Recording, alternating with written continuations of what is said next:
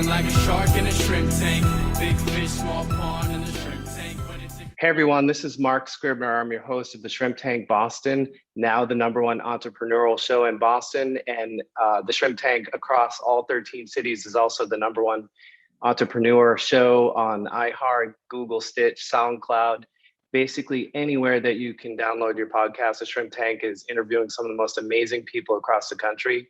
If you would like to follow this show, the easiest way for subscriptions is just hit that quick little bell that will alert you of any of the shows that are being broadcast that you can follow and go back to prior shows.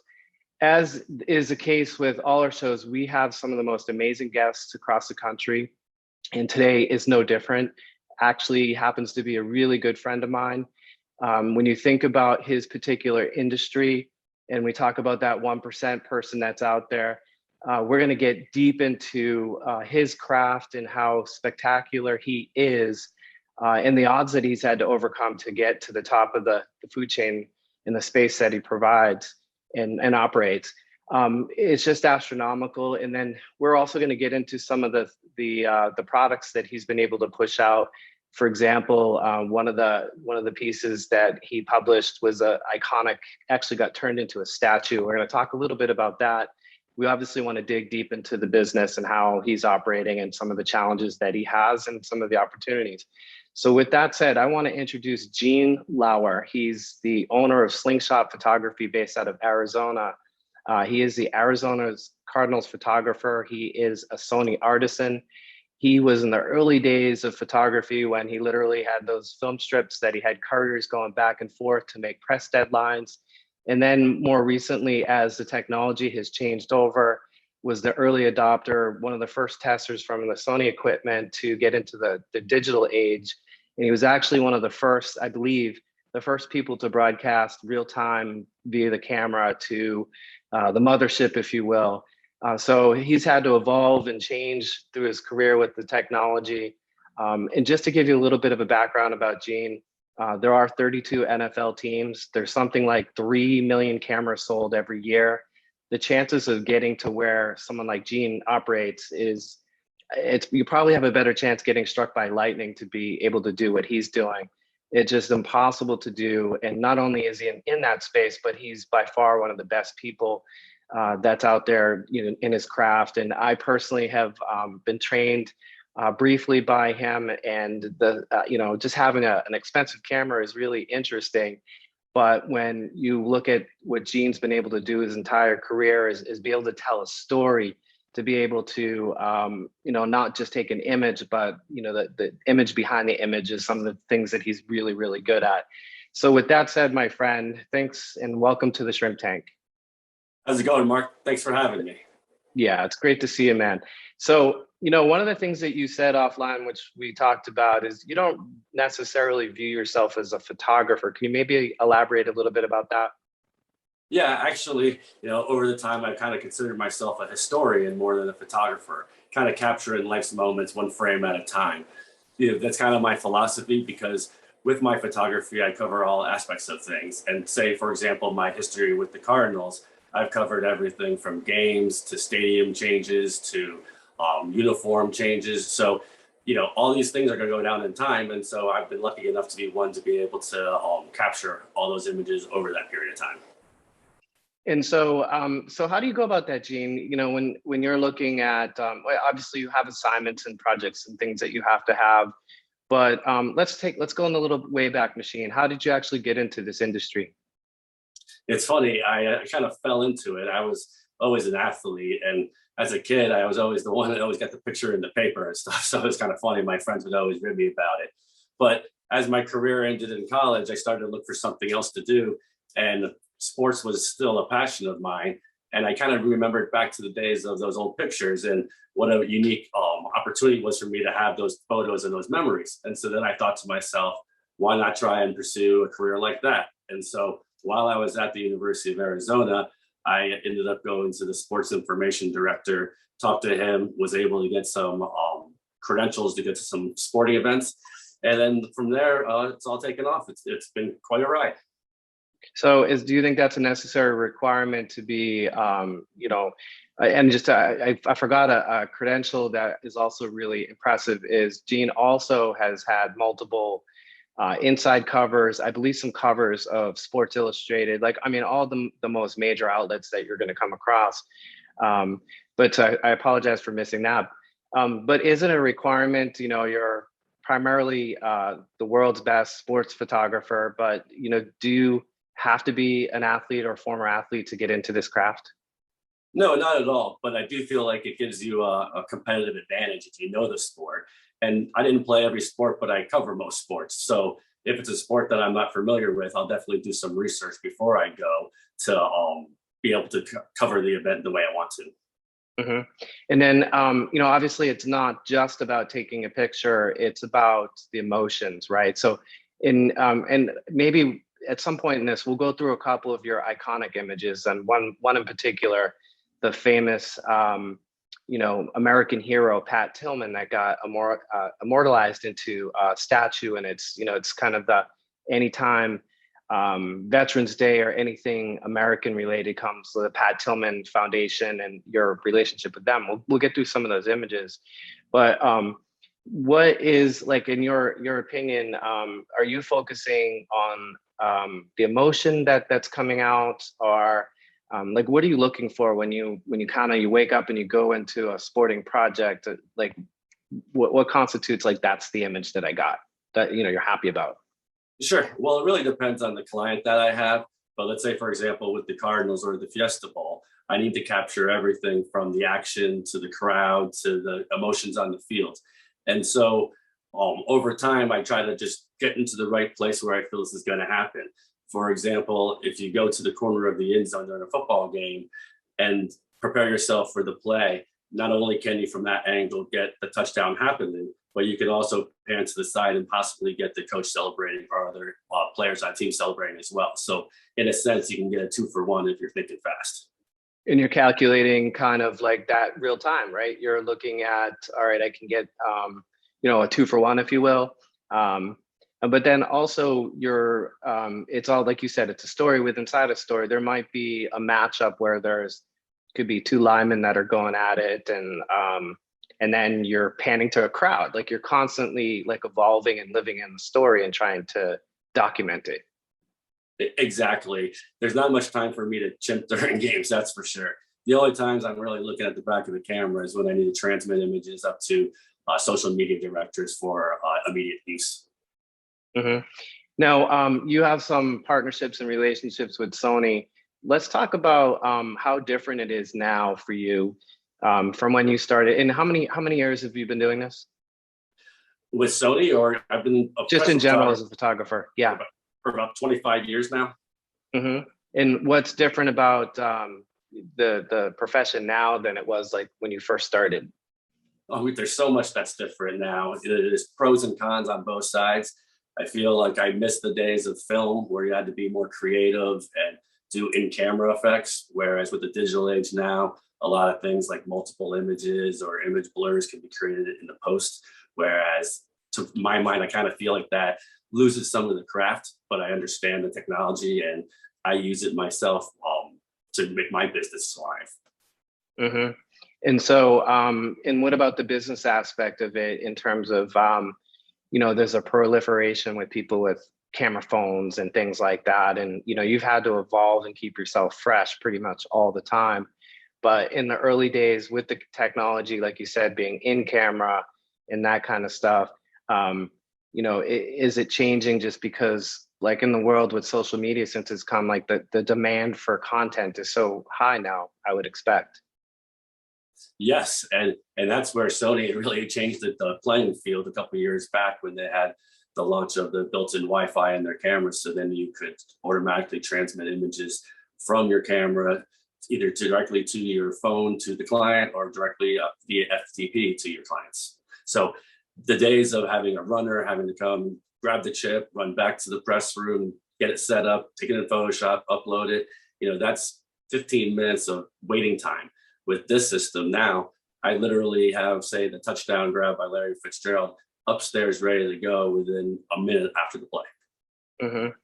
And as for my competition, that it really makes a big difference as well, because I can offer things that other people can't. Even when I do photo shoots for, say, a family portrait, I can blow the pictures up and onto my phone so the client can see exactly what I'm getting and make sure they're happy with what's going on. Hmm. Yeah, so I mean, you get real-time feedback, and you can collaborate, and and it also knows if you have a problem, right? So if something, the gear or lens might be messed up, you can see and kind of correct it as you go. Oh, sure. And I might be dating myself a little bit, but early on, we used to take Polaroids before our shoots, so we didn't waste the other film. But we also wanted that immediate gratification to see what the lighting and everything, how it all was working. And so it's modern day Polaroid. So Gene, the show, the Shrimp Tank, .com/Boston. It's where street smarts and book smarts collide. I should remember that. You're a creative guy, and you're also a business owner. And you, in my opinion, you're the world's best in terms of sports photography. Obviously, I'm biased, but what are some of the challenges, with COVID and things like that? As a creative, often, whether it be a lawyer or CPA, sometimes being so left side of their brain, if you will, the right side doesn't develop into the business side, based on my experience often. What are some of the kind of things that, as you started your career as a photographer, that you wish someone taught you, to do in the business world? Well, one thing I always tell kids that I lecture to, whether it's high school or college, is definitely take some business classes, because unfortunately I did not. I had to learn the hard way by making mistakes and learning from them. But a business degree would be critical. The other thing that I suggest while I'm talking about students is, most important in my mind, is to stay on top of technology. And I don't care what business you end up getting into, if you're not staying on top of current trends, you're going to fall behind. And for example, with photography, I jumped on the Sony train years ago, before a lot of people even knew what mirrorless was. And on the NFL sidelines, I would say I was definitely probably the only one. And I remember someone getting heckled and things like that, saying that this gear was not up to par and all that. And yeah, at the beginning it did have its issues, but to see where it's come now with the A1 and the A9 series, it's just amazing what the possibility you can do with a camera now. So stay current and refresh, your skill set is what you're basically saying, because in the business world, in your profession, it's constantly evolving. Correct. Mm-hmm.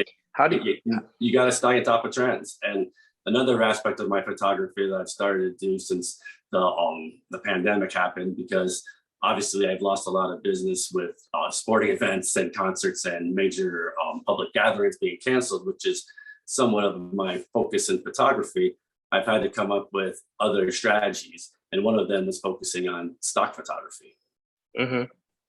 Yeah, and no, I mean, the word pivot's used all the time in terms of having to reinvent yourself and try to find different slots and things. And do you, at the end of the day, kind of going through that, do you think that makes you stronger as a business person? Definitely. The more you can diversify, the better. I'm trying to branch my business out in every direction that I can. Mm-hmm. So, for example, I still have my photography going. The Cardinals are back playing, so that's obviously a great news. Already scheduled for the Fiesta Bowl, so going good there. But I'm also taking advantage of other opportunities. As I mentioned, I now am in the stock world on about 4 or 5 different sites. I also have decided to start online education. Over the last 25 years, I've obviously picked up a lot of inside information or tips or tricks that could be helpful to others. And I thought now would be a great time to pass some of that knowledge on. And mm-hmm. One thing I would say is, when I was a college student, first having my first go at a University of Arizona Wildcat football game, I remember calling newspapers a couple of days before and trying to ask photographers if any tips, exposures, things like that. Because honestly, I really didn't know a whole lot what was going on. I was taking a photography class, but they didn't really teach sports photography. So again, I had to learn on my own. Nobody told me back then that with, say, 800 film, you can push it to 16 to make 1600 to make a better exposure.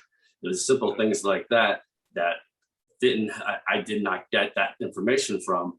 So now I'm trying to make sure that other people can get that knowledge that I wasn't shared. Hmm. So, you're good at what you do. Great. What aren't you good at? A lot of things. That's for sure. I can't play an instrument. What else am I not good at? I don't know. I try not to focus on what I'm not good at, but I just try to focus on what I am good at and try to get better at that. I'm a dad, so I try to be the best dad that I can be. I'm a coach, so I try to be the best coach that I can be.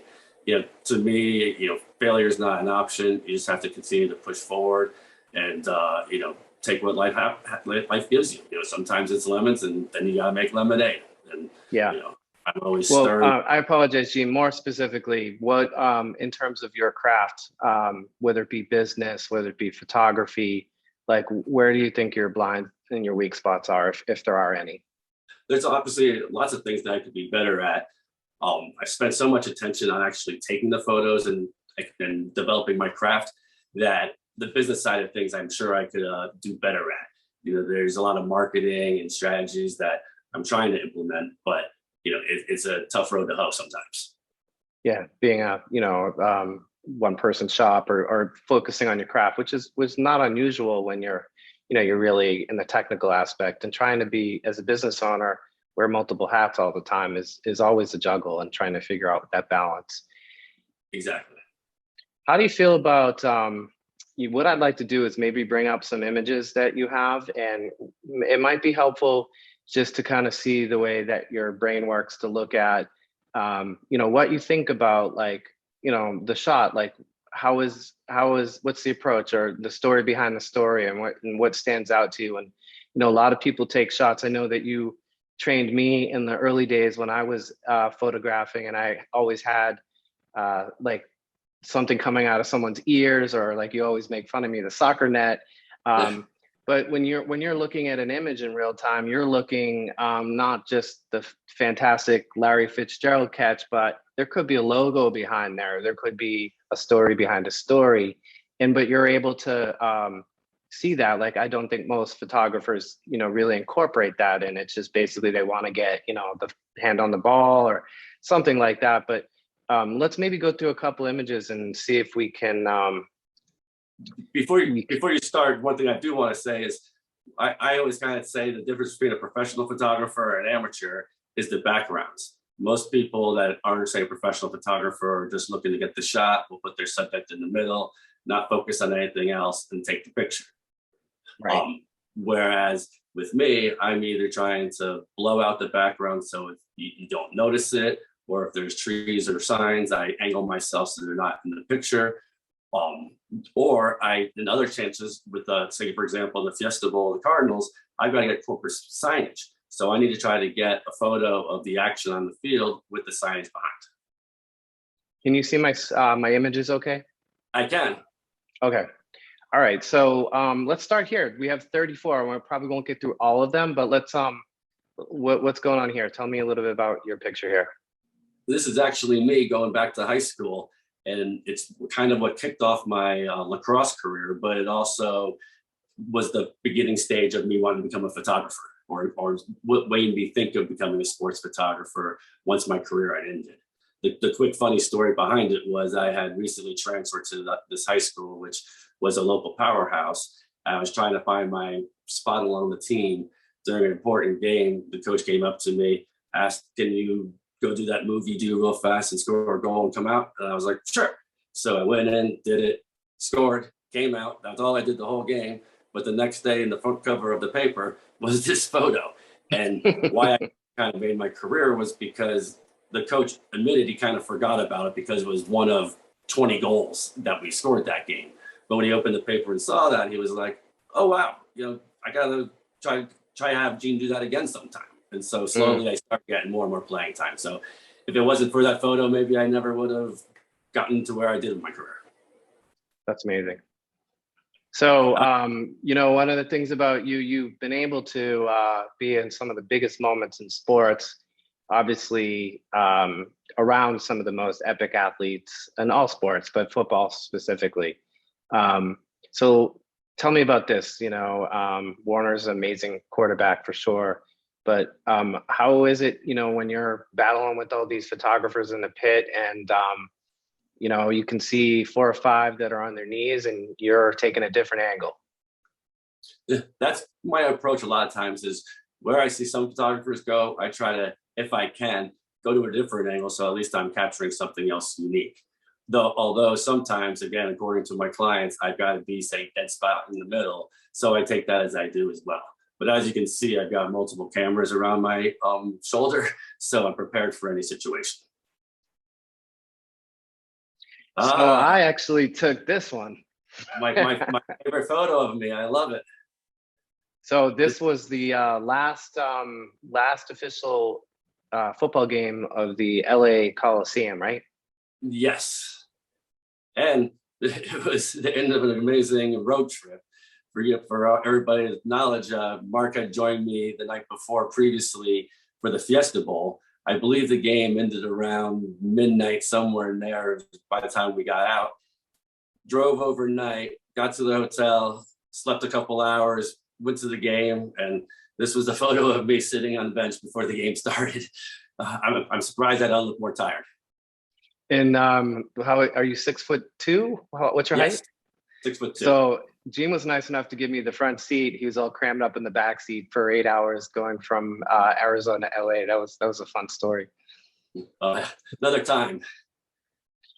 This guy, this is a really epic one. One of the things about you, I mean, most photographers aren't allowed on the field. Most photographers, I think, would be in the kind of the outskirts, but you are able to get like front and center. So tell me about this guy. It's amazing being one of the team photographers for the Cardinals. You obviously get more access than just the media. This photo was taken during the pregame of the Cardinals warming up in Green Bay.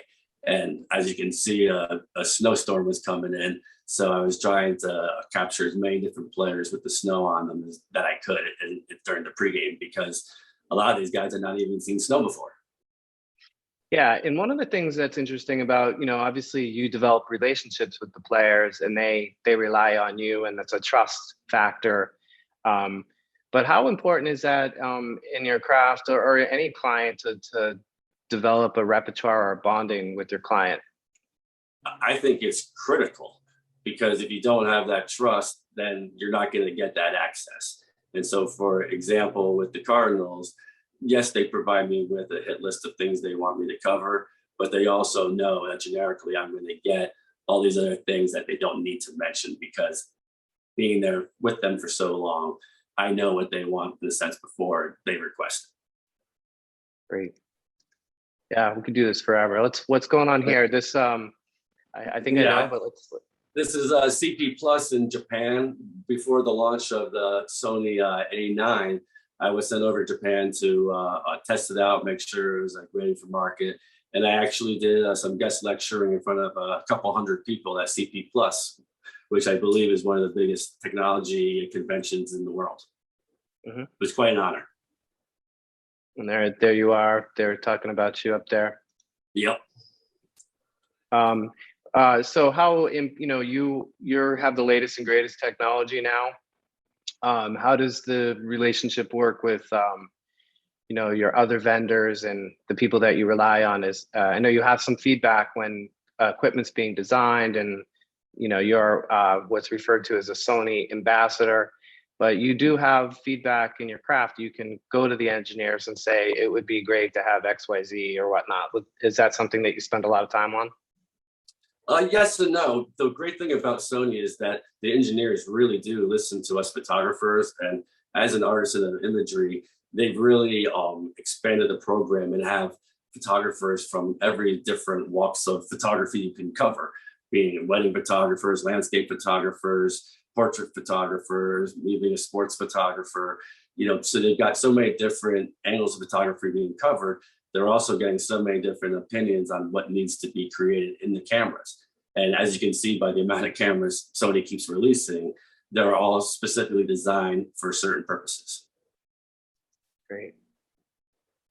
Yeah, So, go ahead. This is just me out and about at the Salt River. One of the things that's great about Arizona is there's tons of landscapes and beautiful scenery to see. This area, there's hundreds of wild horses that roam, and just got to get lucky to try to catch them at the river, which with this photo I did. All right, so we got to spend a lot of time on this just because if anyone has never, I think you're, not many people would not know who Pat Tillman is, but Pat, this is an iconic image. Like I said, anytime anyone, it's 9/11 or maybe give us a backstory about, just for our listeners in case they don't know, who is Pat Tillman, and tell me what this image has done for your career. Well, Pat Tillman is an American hero, that's for sure. He was an Arizona Cardinal football player that ended up leaving his career to join the military. I'll leave the rest of the story from there, but he was always a guy that pursued excellence and demanded that from those around him. And this photo was actually one of my favorites for years before he passed. As a photographer, especially a sports photographer, I tend to gravitate more to emotional photos than I do the hard impact. I get both. For example, like I want the big hit on the sack, but I usually tend to want to post the photos of the guy celebrating afterwards. And so this photo was always kind of in my portfolio as a favorite. But at the time, Pat Tillman was a good player, but he wasn't, say, an NFL star or anything. So it didn't really receive much action from media or anybody else. The morning that I found out that Pat Tillman had passed away, I was devastated. But my brain instantly went to this photo, and I said to myself, oh my God, I have the image that represents Pat Tillman, of the kind of character that he is, just living life, screaming at the top of his lungs, living the best he can be. And I feel like this photo really kind of exemplifies all of that. And others obviously do too, because I was honored enough to have this photo become the motivation for a statue outside of the University of Phoenix Stadium, as well as becoming the cover of Sports Illustrated. And from what I heard, it was their largest selling issue of all time.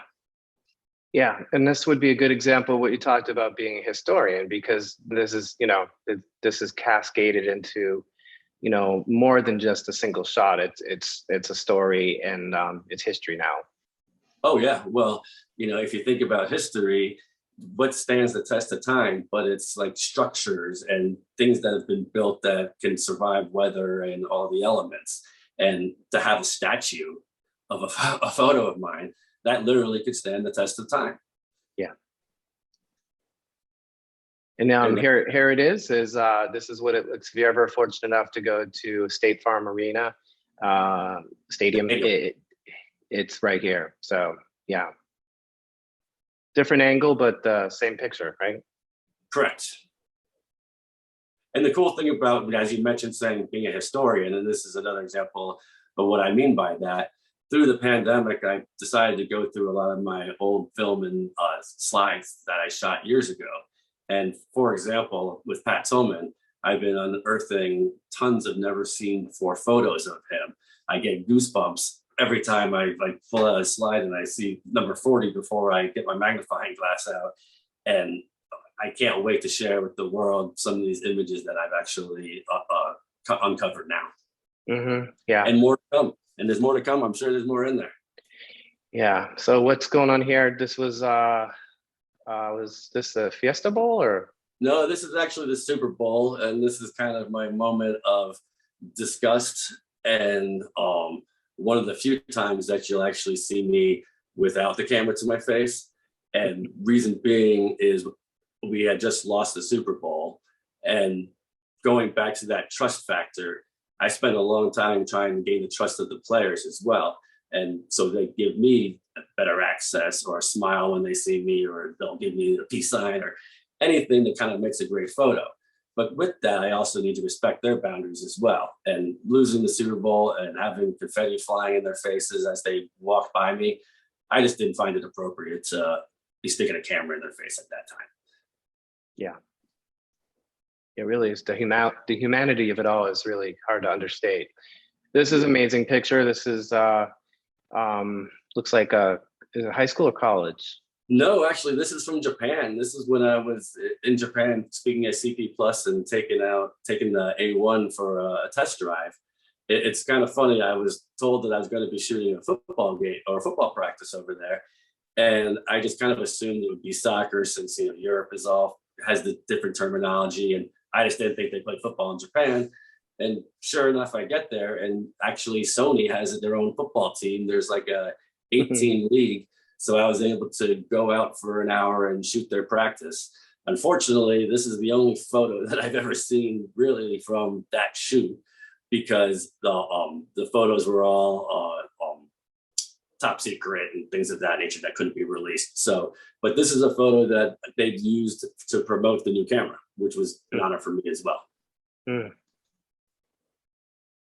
This is me again out in scenic Arizona. Again, there's so much history and beauty here. Again, going back to the history, as you can notice in the background, I'm surrounded by a bunch of petroglyphs. So one of the things I like to do in Arizona as a historian is go to places like this and document them so that future generations can enjoy them as well, or people that don't live in the area. For example, you guys in Boston, you probably don't see many petroglyphs up there. No, definitely not. Skyscrapers and concrete. That's right. This is from the Sony, then Japan, the football team. Yeah, I don't want to lose. I want to try to get through all 54, so I might fast forward just a little bit. Let's go. Now, this is Arizona. This is, I think, right outside your backyard. Yeah, this is actually like a mile down the street. And again, Arizona provides fantastic sunset opportunities.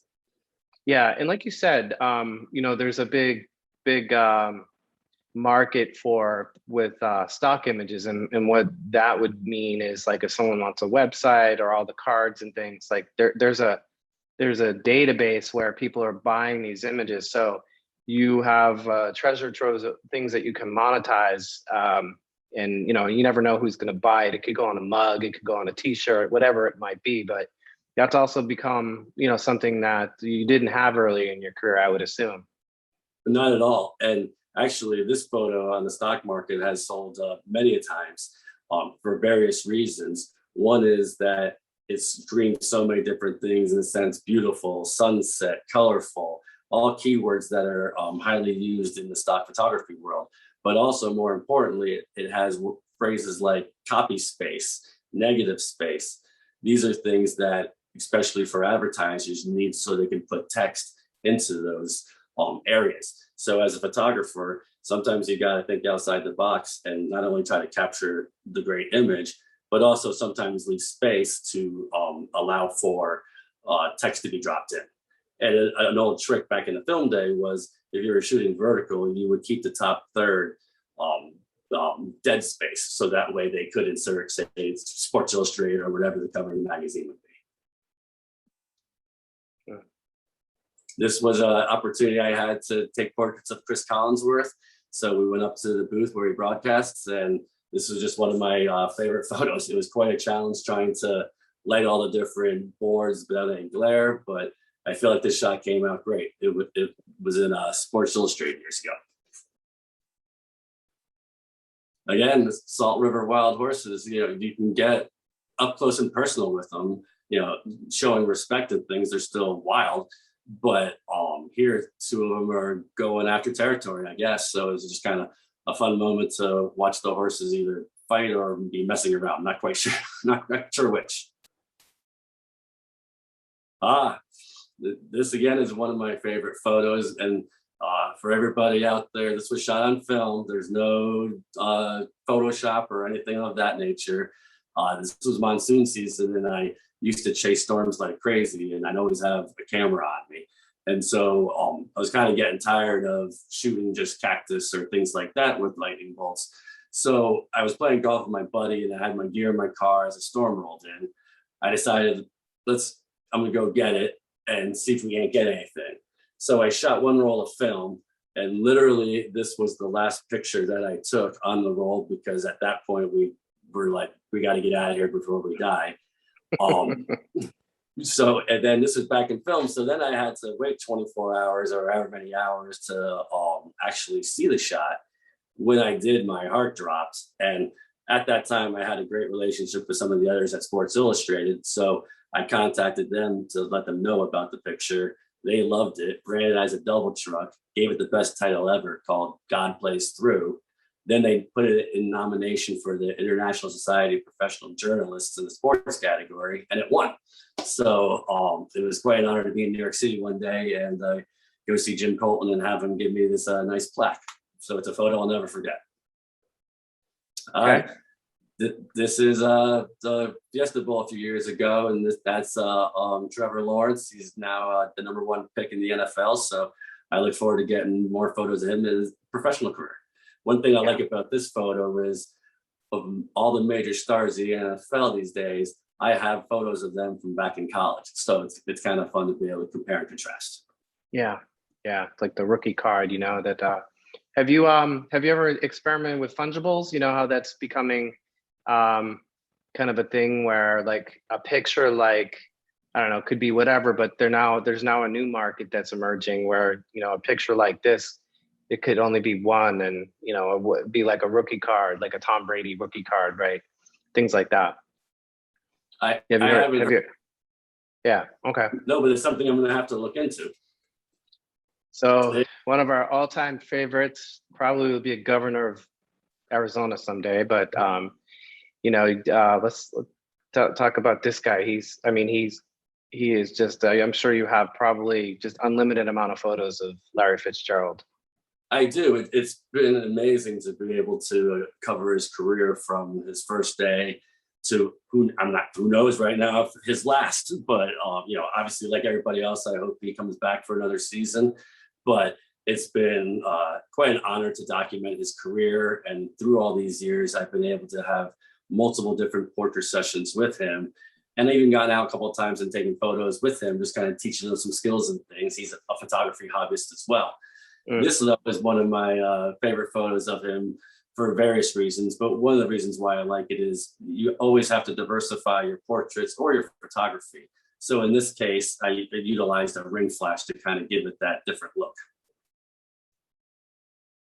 The man, again, I always say I like emotion. Well, this guy doesn't wear it.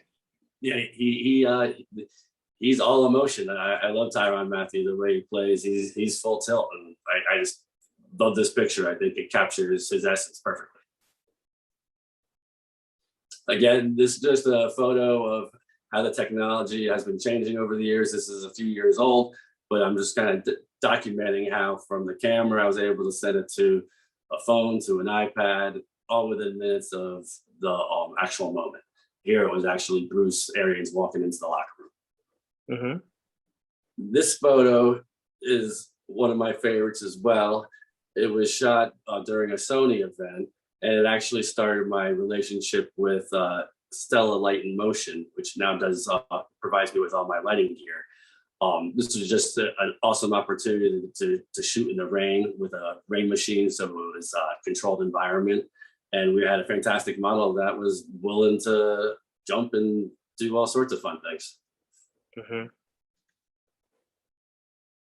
Again, this is a portrait session with kind of a post-apocalyptic theme. So again, I was trying to kind of have a fashion sense to it. So, here the woman is carrying her slave man, trying to hold himself back. It was just a unique opportunity to shoot something different. Concert photography.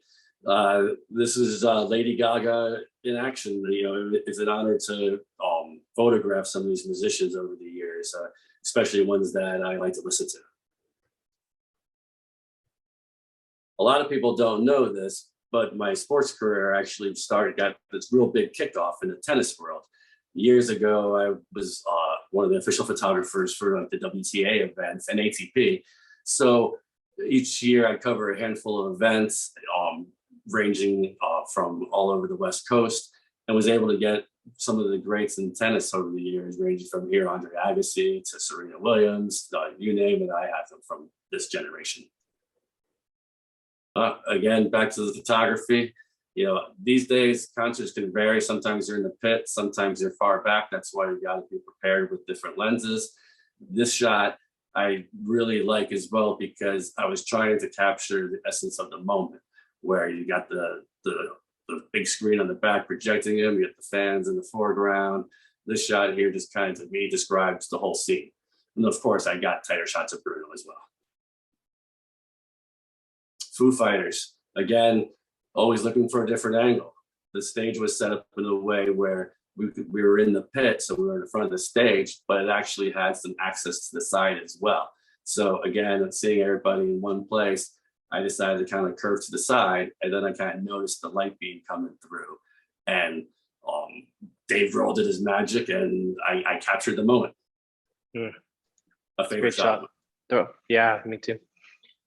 Again, this is where in my photography, and any tip I can give to anybody listening is, you always got to try something new, or try something different, or provide something to your client that's new and different. This is just a simple star filter. It gives the photo a very unique look. The Cardinals, when first saw it, loved it, and I've used it multiple times in different promos and things of that over the years.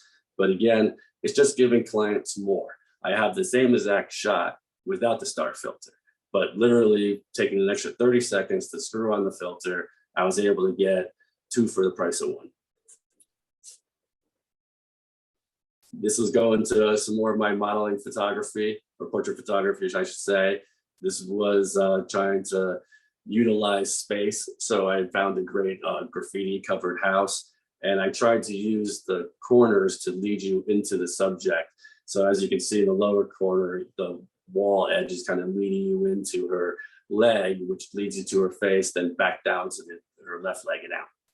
I try to give the viewer of my photos a path for the eye to go, instead of just staring at the dead center. The Urban Meyer Gatorade dunk.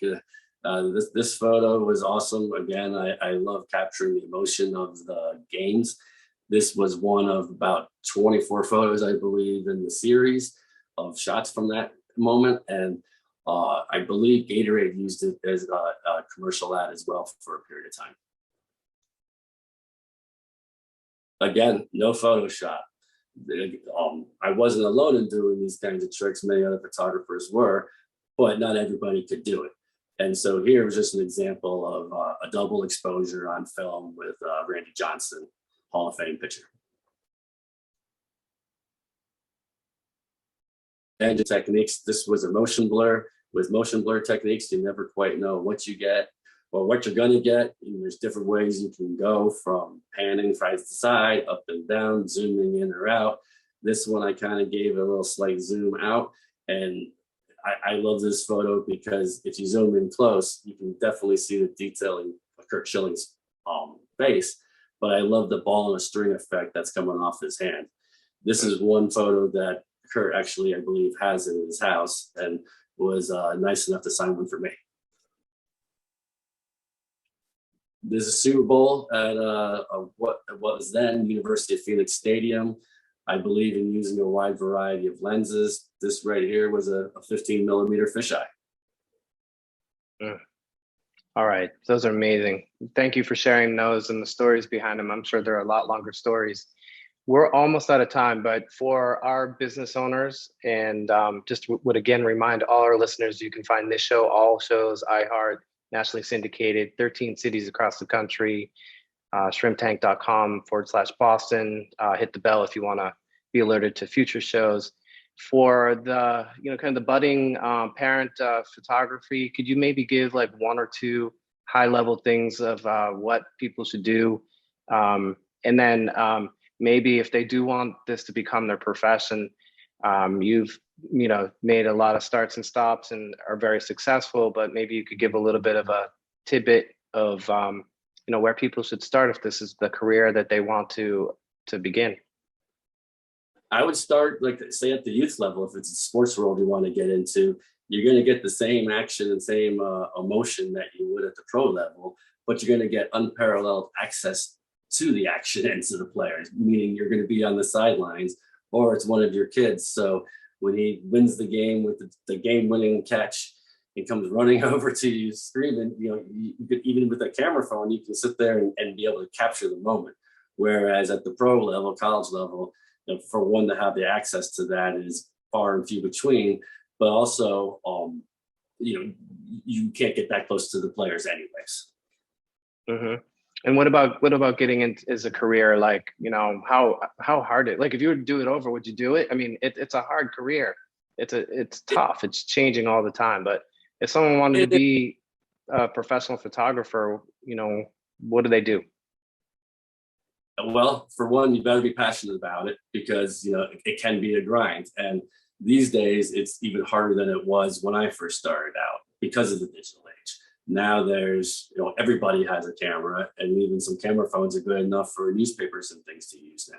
So, the competition is fierce, but there's always room for people to get in. With new technologies, there comes new opportunities. As I mentioned with the stock photography world, or for example, I started an online store of my own. So I'm not just relying on stock companies to sell my photos, but now I have a storefront where all these photos can be found and purchased and put on coffee mugs, t-shirts, beach towels, you name it.